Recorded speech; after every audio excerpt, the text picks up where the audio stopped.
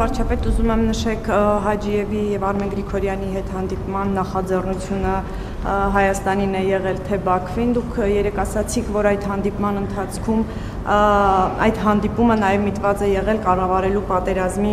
հնարավոր ռիսկերը։ Ինչու էին առաջացել պատերազմի ռիսկեր, որը կառավարելու անհրաժեշտություն էր նաև այդ հանդիպումը, անհրաժեշտության համար էր այդ հանդիպումը։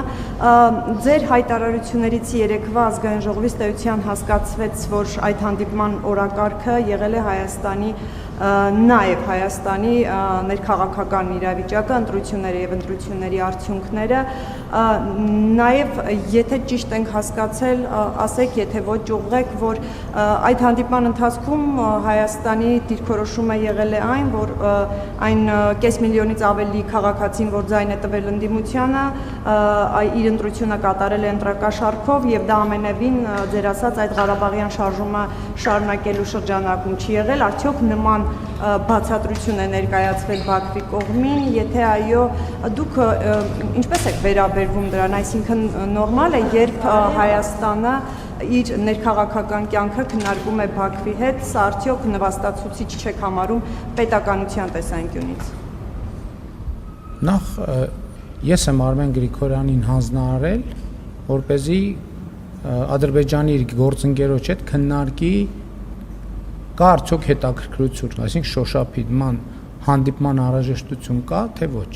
Երկրորդը մենք եւ Ադրբեջանի փորձագիտական եւ Հայաստանի փորձագիտական շրջանակներում մենք տեսնում էինք որոշակի միտումներ, որոնք կարող են սրել իրավիճակը եւ մենք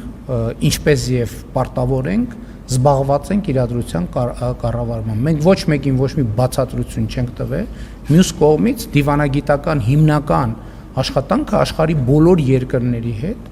հենց հիմնականում դրա մասին է, կողմերը իրենց դիրքորոշումները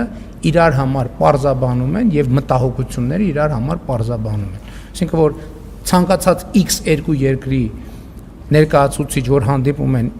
ինչ են անում։ Իրար առաջ հարցեր են բարձրացնում,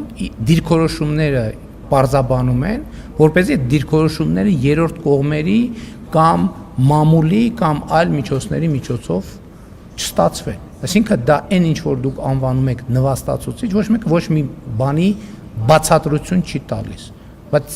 բոլոր առանց բացառության բոլոր բանակցությունները աշխարհի բոլոր երկրների բանակցությունները բոլոր երկրների հետ հենց դրա մասին են։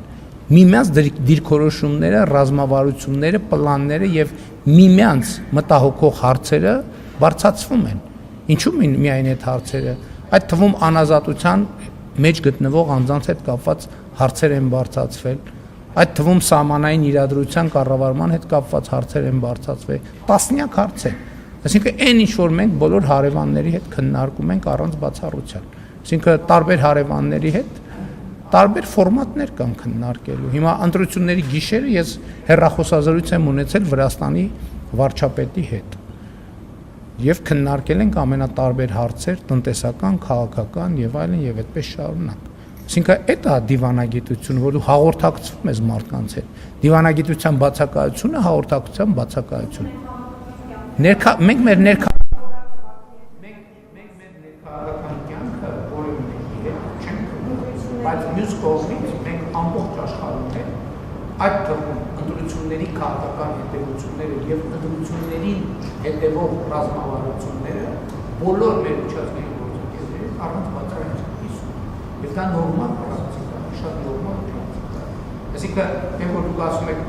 դա նվաստացուցիչ չի, դա ես հիմա որ թարգմանում եմ, կարող հնչի այսպես, իսկ պետությունը նվաստացուցիչ է, թե չէ։ Որովհետեւ բոլոր պետությունները զբաղվում են առանց բացառության բոլոր պետությունները զբաղվում են հաղորդակցությամբ իրենց հարևանների եւ միջազգային գործընկերների հետ։ Այդ որ այդ թեմաները քննարկում են աշխարհի մյուս հատվածների հետ եւ միշտ քննարկում են, դա նվաստացուցիչ չի։ Երբ որ Ադրբեջանը մեզ է դեպ